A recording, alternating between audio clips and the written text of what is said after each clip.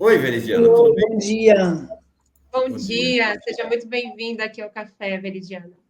Obrigada, Rebeca, Mauro, obrigada pelo convite. Oi a todas as pessoas que estão nos assistindo. É um prazer estar aqui. Veridiana, para começar, o que que é o Manifesto Coletivo e o que é este vídeo que vocês lançaram? Enquanto a Veridiana vai nos contando, eu vou passando o vídeo, depois a gente passa mais uma vez para ela nos fazer a locução do vídeo. O vídeo tem música e a gente foi orientado pelos nossos advogados que olharam o vídeo, ficaram muito receosos de dar algum problema com o YouTube. Então a gente vai passar e a Veridiana depois faz a locução. Mas conta, o que que é o manifesto e o que é esse vídeo? Bom, o Manifesto Coletivo é um grupo de pesquisadores, artistas, ativistas, né, que se juntou em torno da candidatura do Vladimir Safatli, né, e depois da campanha dele, a gente entendeu que seria muito importante continuar enquanto coletivo para além da mobilização partidária, eleitoral. Então, a gente entendeu que era um grupo muito forte, muito coeso, com uma dinâmica muito potente, e a gente entendeu que seria interessante continuar através de ações que conjunturalmente fossem importantes, né?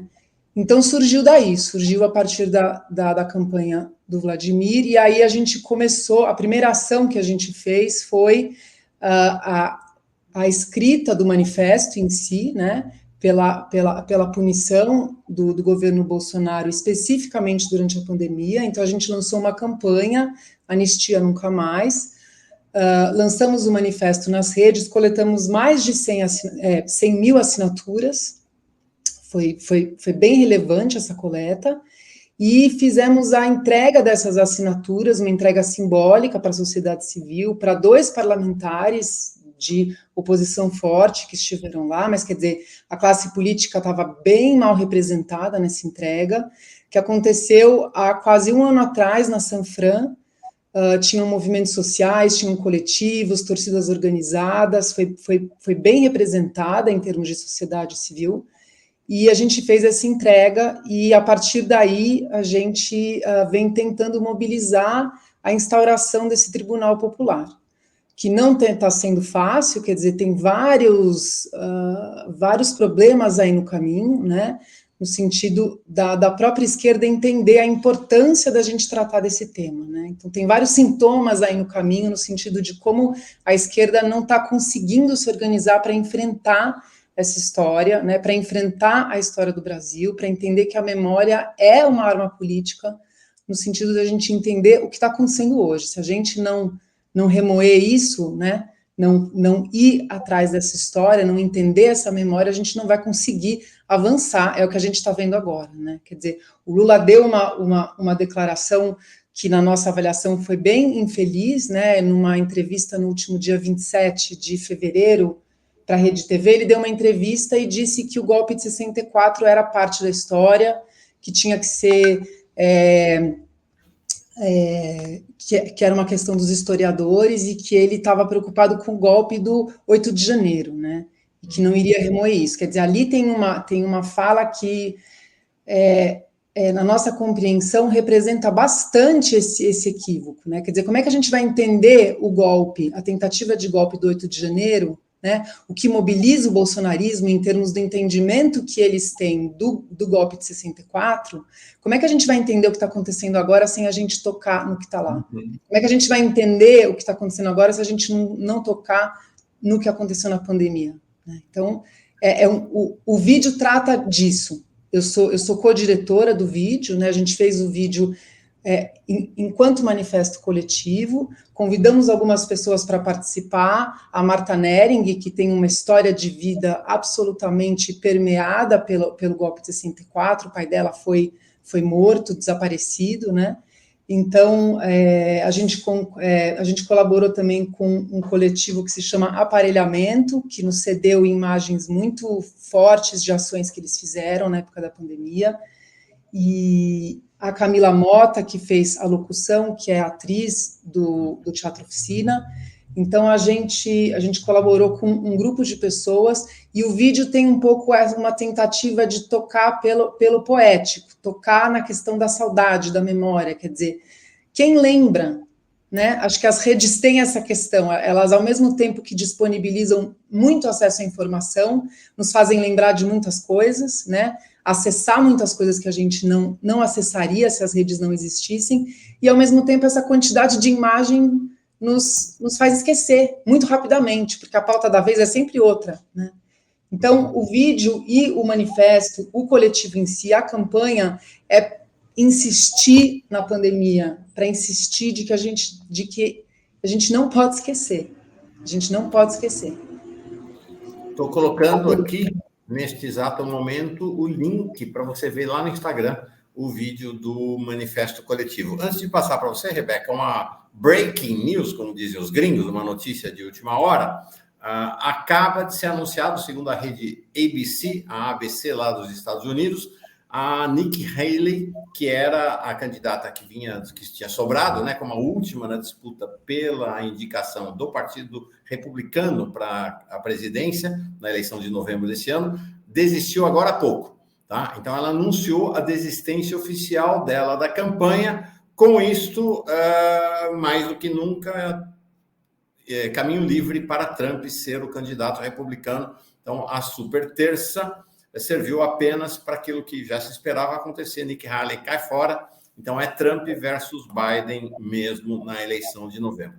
E Deus nos ajude, né? Se o voto dos americanos não ajudar, mas está difícil, né? Ajudar, porque com Biden de um lado e Trump do outro, é claro que somos Biden desde criancinha, mas é dureza, né? É um voto difícil depois do que ele aprontou lá na Palestina. É o menos pior, né? É o menos pior. Rebeca. Vamos lá, Veridiana. Olha, o Antônio Souza mandou a pergunta aqui que eu ia te fazer já. Ele diz, né? Tribunal Popular, total e incondicional apoio. Por onde começamos? Então, explica para a gente o que vai ser esse Tribunal Popular, como que a gente pode participar, quem são esses agentes, esses atores que estarão, né, julgando toda essa ação. Tá. O Tribunal Popular, quer dizer, é uma ferramenta da sociedade civil, né, quando os governos não se mobilizam para julgar crimes, né, diretamente relacionados à própria sociedade, a sociedade civil se organiza para julgar, né, mesmo que de forma simbólica, os crimes cometidos. Né? Então, não é um julgamento de caráter jurídico, ele não tem uma reverberação de fato jurídico, ele tem uma reverberação simbólica, o que a gente considera de muita importância para fazer a sociedade entender de que somos uma ferramenta de organização imprescindível, né? Então, a gente ainda está na tentativa de organização desses grupos, né? Mas a ideia é que a gente junte testemunhas, né? Pessoas que tiveram seus entes queridos mortos durante a pandemia, né? Então, junte movimentos sociais, né? Junte coletivos para gerar uma situação em que quem julga é a sociedade. Então, não é um aparato jurídico, mas quem vai julgar é a sociedade, né? E sempre lembrando que esse julgamento, quer dizer, ele não se encerra na figura do Bolsonaro. Eu acho isso bem importante da gente não individualizar esses crimes, né? Afinal de contas, a inelegibilidade dele não significa o fim do bolsonarismo, não significa nem o começo de um entendimento sobre a coordenação de uma pandemia, né? Como é que se conduz uma pandemia, tanto é que temos aí prefeitos, hoje, depois de tudo que aconteceu, né, ainda relativizando a questão da vacina, ainda criando uma situação nas escolas de que pais teriam a suposta liberdade de não vacinar os seus filhos e filhas, né. Então, quer dizer, a CPI da Covid não foi relevante no sentido de dar um recado para a sociedade, né, foi uma cena, não aconteceu nada depois dela e a partir dela. Então, em termos dramatúrgicos, o Tribunal Popular é isso, assim, a gente vai criar uma situação em que é a sociedade que julga. Um governo, todos os seus participantes, julga a sua estrutura, né? Como que governos conseguem usar uma estrutura de Estado para gerir a pandemia como um instrumento genocidário, porque foi isso que aconteceu, né? É disso que a gente está falando, por isso que falar de genocídio é tão importante. Por isso que se aliar à Palestina Livre é tão importante, para a gente entender como governos usam a estrutura de Estado para conduzir uma política genocidária, que no Brasil, ela, quer dizer, independente da pandemia, a gente teve participações muito relevantes nessa entrega das assinaturas, por exemplo, as Mães de Maio, né, as Mães de Manguinhos, de Paraisópolis, que estavam lá para nos lembrar que essa política de genocídio, ela não aconteceu só na pandemia, que no Brasil ela acontece contra a população negra cotidianamente, institucionalmente, né? E a gente aceita isso, a gente aprende a aceitar isso cotidianamente. Então, elas estavam lá para nos lembrar que essa política genocidária ela está em várias esferas. Né? Não, é isso. Eu imagino os desafios que vocês não estão enfrentando. Eu perdi familiares na pandemia, eu perdi um tio, perdi a minha avó com quase 90 anos, né? Uma senhora super forte que foi abatida pela Covid-19 porque não chegou vacina, né? Ela faleceu antes da vacina. Então, a gente tinha uma mulher que era matriarca da nossa família, que sempre foi muito forte, muito trabalhadora, muito lúcida, com quase 90 anos, e nós perdemos ela para a família. E isso não impede que lá no grupo dos meus parentes eles sejam contra, né? Porque lá a maioria infelizmente, é bolsonarista, e mesmo a gente perdendo a matriarca da nossa família, eles continuam fazendo campanha contra a ciência, e agora, né, a narrativa é contra a vacina da dengue, contra os esforços do Ministério da Saúde no combate dessa doença, que é menos letal, mas é tão grave quanto, né, e a gente também precisa estar atento a ela. O Gado Faça um Pix, esse perfil, ele fala: parabéns pela luta, Veridiana Zurita, pena não termos milhões como você nesse país de gente covarde.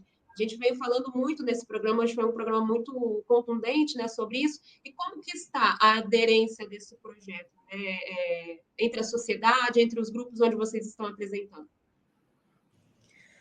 Rebeca, muito importante o seu depoimento. Acho que ele caracteriza bastante as contradições que estão postas aí, né? Assim, muito, muito impactante o que você conta.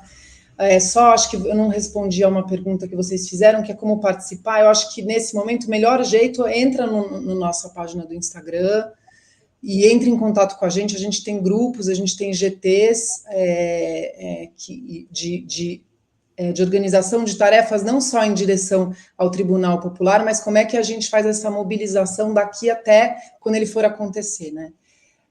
Eu acho que a gente está enfrentando algumas dificuldades que eu considero relevantes, porque elas nos contam um pouco de como a esquerda e a classe política esmorece em relação a como a gente lida com a nossa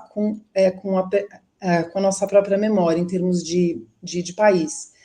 Então, a gente vem, desde a eleição do Lula até agora, a gente vem enfrentando bastante resistência, como se tocar na questão da pandemia fosse enfraquecer o governo Lula, como se tocar nessa questão fosse desviar uma projeção de futuro, de esperança e de fortalecimento do governo atual, por tocar numa questão que foi tão trágica.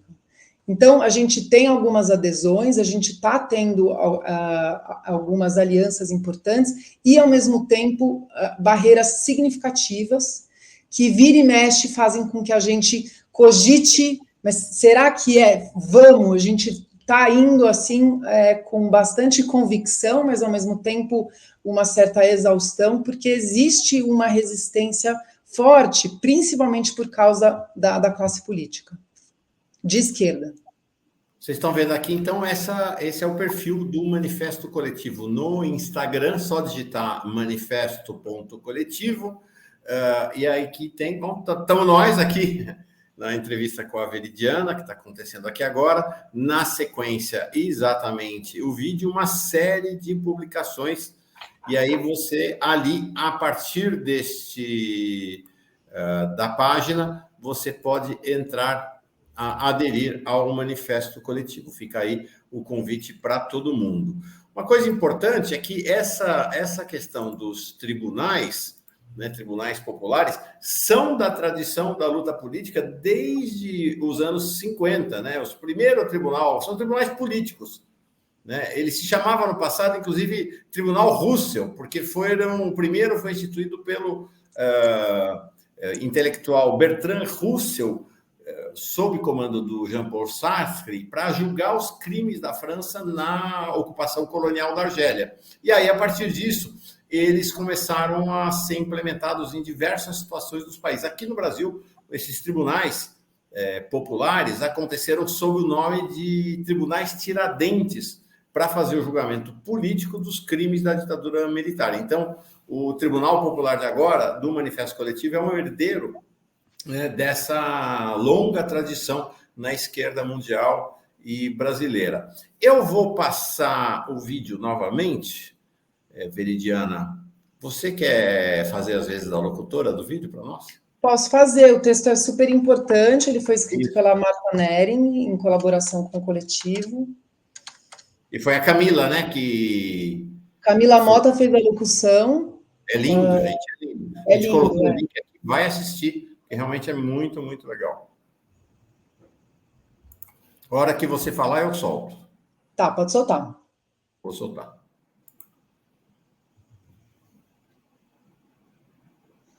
Pandemia.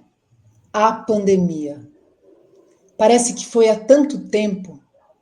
700 mil e muitos mortos. Tanto medo, tanta aflição, tamanha asfixia. Crianças, mulheres, homens e todo mundo que trabalhava naquela loja de revelação de foto, 2 taxistas da vizinhança, a minha tia, meus 2 sobrinhos e meu pai, os velhos, minha prima grávida, aquela família que morava no viaduto, os irmãos esperando o oxigênio que chegou tarde, e tantos que eu não conheço, mas que fazem falta para alguém. 700 mil e tantos mortos. É só mais um número? Não, não. As saudades continua. Quem ama sente a falta que a ausência traz do ser querido, perdido. Mesmo quando o tempo escorre e são tantas urgências, tantas pressas, tanta luta no dia a dia, tanta luta sem tempo para o luto, que a dor parece não caber em lugar algum. As saudades continua. Ah, mas foi coisa de um vírus. Não, não. 700 mil. Tantas mortes. Foi por omissão política deliberada. Política da morte. De fazer arminha com a mão. Lembra? As saudades continua. Em nome da memória. Memória de quem falta. Memória de quem fica. Memória de um país que morre quando esquece. Quem ama, pede justiça. Quem ama, exige um julgamento. A memória merece justiça. O Brasil merece um julgamento. E a condenação dos culpados. Basta de impunidade, basta. A justiça precisa ser feita, justiça. Pelo direito à memória, queremos justiça já. Nossa, muito forte, né? Muito emocionante. Muito tocante sua declamação do texto, Veridiana. É isso aí. Tá aí, manifesto coletivo. Vamos lá. Entra, participa, adere, realmente fundamental. Tá bom, gente? Acho muito importante, só, não sei se a gente está finalizando, mas está havendo uma convocação para um ato no dia 23 de março, vários movimentos coletivos, partidos e nós, né, manifesto coletivo, a gente está se somando, é um manifesto no dia 23, em defesa da democracia, sem anistia, punição aos golpistas, em memória dos 60 anos de golpe, quer dizer, é preciso juntar essas camadas da história, elas não estão dissociadas, né? É preciso juntá-las. Ó, a Mulheres de Escorpião, dizendo, queremos compartilhar o manifesto coletivo, como faz? Estou colocando aqui no link o perfil, a página do manifesto coletivo no Instagram, tá? É só entrar lá, gente. Valeu? Obrigado, Veridiana. Muito forte, né, Rebeca? Ai, demais, né? O que a gente vai dizer desse programa de hoje? Você falou, né, Veridiana, né? O racismo institucional, as mortes dos jovens negros, esse foi uma pauta nossa aqui no primeiro bloco do programa, e agora essa, né? Que também nos atinge, que também nos preocupa, que também é um tema caro para nós. Então, somamos muito a essa luta. Obrigada por vir aqui no nosso espaço falar sobre isso, viu? Muito importante, parabéns pelo trabalho, conta com a gente sempre. Obrigada a você, gente. Foi um prazer e vamos juntos. Vamos juntos. Semana que vem, se der certo, outra pessoa que integra o Manifesto Coletivo teve um papel relevante, né, até por conta da candidatura dele. Quem sabe, ano que vem, ele se torna deputado, com a vitória do Boulos, deputado federal, que é o Vladimir Safat. Espero que ele possa, com a agenda intensa dele, voltar aqui semana que vem. Esse tema é um tema que não vai sair da nossa agenda aqui não, viu, Veridiana? Obrigado demais pela tua presença. Obrigada a você, gente. Bom dia. Tchau. Bom dia. Bom dia.